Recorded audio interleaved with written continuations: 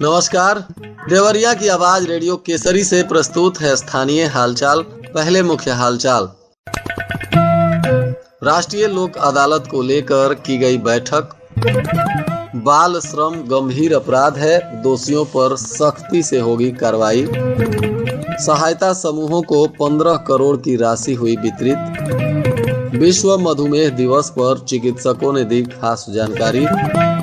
और रुद्रपुर में लगाया जाएगा 52 जगहों पर सीसीटीवी कैमरा। स्थानीय हालचाल के इस अंक के साथ मैं अनिकेत मिश्र। अब हालचाल विस्तार से।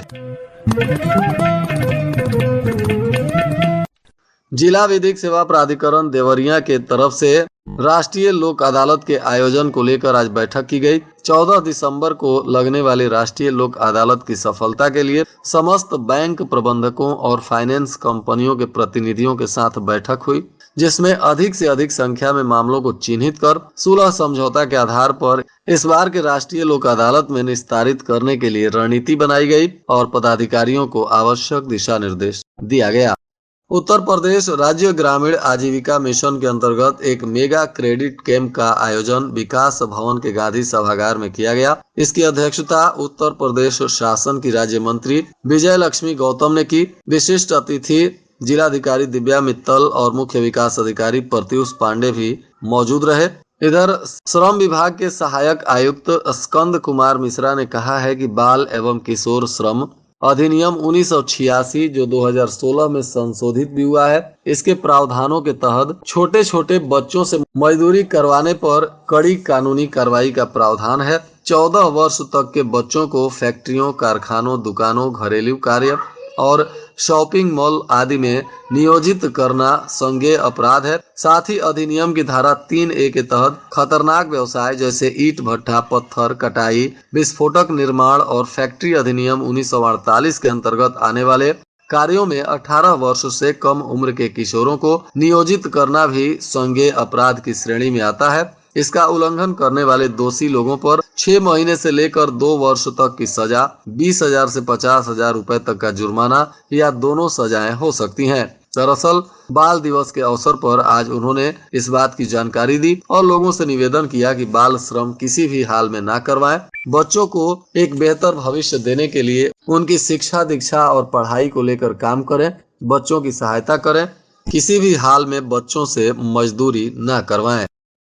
इस दौरान ग्रामीण आजीविका मिशन के तहत आयोजित इस कैंप में 1003 स्वयं सहायता समूहों को कुल 15 करोड़ रुपए की धनराशि वितरित की गई। मंत्री ने कहा कि जो महिलाएं घर की चौखट तक सीमित थीं, वे आज मिशन के प्रयासों से किसी भी मंच पर आत्मविश्वास के साथ अपनी बात रख रही हैं।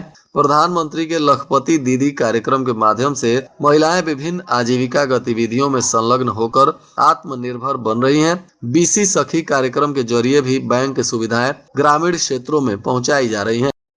बाल दिवस के अलावे आज विश्व मधुमेह दिवस भी है। मधुमेह दिवस पर भी चिकित्सकों ने अपनी राय रखी। दरअसल तेजी से पूरे विश्व में डायबिटीज यानी मधुमेह के रोगी बढ़ते जा रहे हैं, जो काफी खतरनाक है। चिकित्सकों ने कहा कि अनियमित दिनचर्या, बदलती जीवन शैली का असर लोगों के स्वास्थ्य पर पड़ने लगा है। इसके चलते मधुमेह रोगियों की संख्या बढ़ती जा रही है। इस रोग से बचाव को जागरूक नहीं होने पर अधिकांश आबादी इसकी चपेट में आ जाएगी। आधुनिकता के इस दौर में मनुष्य की पूरी दिनचर्या ही अनियमित होती जा रही है। दिन भर की भाग दौड़ के चलते लोग सेहत सुधारने के बजाय अपने कार्यों पर ही ज्यादा ध्यान दे रहे हैं। खान पान और जीवन शैली को लेकर सभी लोगों को बदलाव करना होगा। लोगों को नियमित योगा करना चाहिए। खाने पीने की चीजों में भी अच्छे न्यूट्रिशन और विटामिन्स का इस्तेमाल करना चाहिए। 50 वर्ष से अधिक उम्र के लोग ही अधिकांश इसके चपेट में आ रहे हैं। ऐसे में 50 से अधिक उम्र के लोगों को अपना विशेष ख्याल रखने की जरूरत है। टीआरपीजी कॉलेज के शिक्षक संघ इकाई की बैठक हुई, जिसमें सभी शिक्षकों ने विश्वविद्यालय के द्वारा विगत 3 वर्षों से लंबित पारिश्रमिक का भुगतान नहीं किए जाने पर आक्रोश व्यक्त किया। उन्होंने कहा कि जब तक विश्वविद्यालय सभी प्रकार के पारिश्रमिक का भुगतान नहीं करता है, तब तक समस्त शिक्षक आगामी सेमेस्टर की परीक्षा में किसी भी प्रकार का सहयोग नहीं करने का निर्णय लेंगे। इस सत्र की चल रही मिड टर्म परीक्षा में विश्वविद्यालय प्रश्न पुस्तिका तक नहीं दे रहा है, जिससे विश्वविद्यालय को परीक्षा कराने में समस्या आ रही है। इस पर भी शिक्षकों ने अपना रोष व्यक्त किया और इसमें गुआक्टा के पूर्व अध्यक्ष प्रोफेसर केडी तिवारी, अध्यक्ष प्रोफेसर लोकेश त्रिपाठी सहित तमाम गणमान्य लोग भी मौजूद रहे। जिला पिछड़ा वर्ग कल्याण अधिकारी अविनाश मणि त्रिपाठी ने कहा कि पिछड़ा वर्ग कल्याण विभाग के द्वारा संचालित शादी अनुदान योजना के अंतर्गत आवेदन आमंत्रित किए जा रहे हैं। वर्तमान वित्तीय वर्ष में अब तक 1132 लाभार्थियों को लाभ दिया जा चुका है। इस योजना का लाभ प्राप्त करने के इच्छुक आवेदक विभागीय वेबसाइट पर ऑनलाइन आवेदन कर सकते हैं।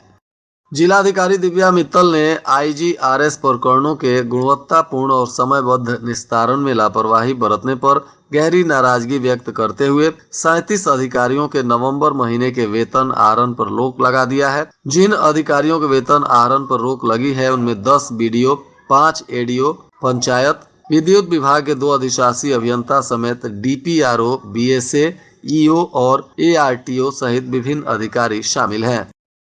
इधर विद्युत बिल बकायेदारों के खिलाफ भी विद्युत उपकेंद्र देसही देवरिया की टीम अभियान चला रही है। इस दौरान बिशुनपुर, चिरकिहवा और जंगल बेलवा में अपर अभियंता इरफानुल्लाह अंसारी के नेतृत्व में अभियान चलाकर 107 लोगों के कनेक्शन को काट दिया गया। इन पर बिजली बिल बकाया है और ये लोग बिजली का बिल जमा नहीं कर रहे हैं, इसलिए इनका कनेक्शन काटा गया है और अगर समय से ये लोग बिजली बिल का भुगतान नहीं करेंगे तो इन पर आगे की भी कानूनी कार्रवाई की जाएगी।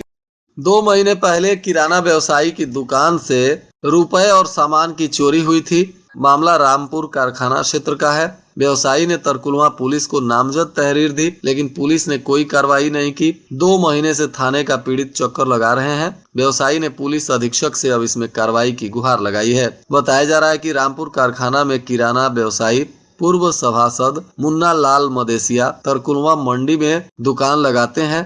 मदेसिया का आरोप है कि 16 सितंबर को इनके दुकान में चोरी हुई थी।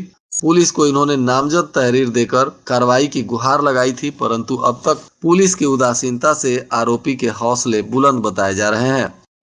आज बाल दिवस के साथ ही भारत के प्रथम प्रधानमंत्री पंडित जवाहरलाल नेहरू की जयंती है। जगह जगह आज उन्हें श्रद्धांजलि दी गई। कांग्रेस के नेताओं ने कार्यक्रम आयोजित कर पंडित नेहरू को श्रद्धा सुमन अर्पित किया, तो वहीं सभी विद्यालयों में चाचा नेहरू के जीवन से संबंधित जानकारी बच्चों को दी गई और बाल दिवस के रूप में अलग अलग तरीके से पंडित नेहरू की जयंती मनाई गई।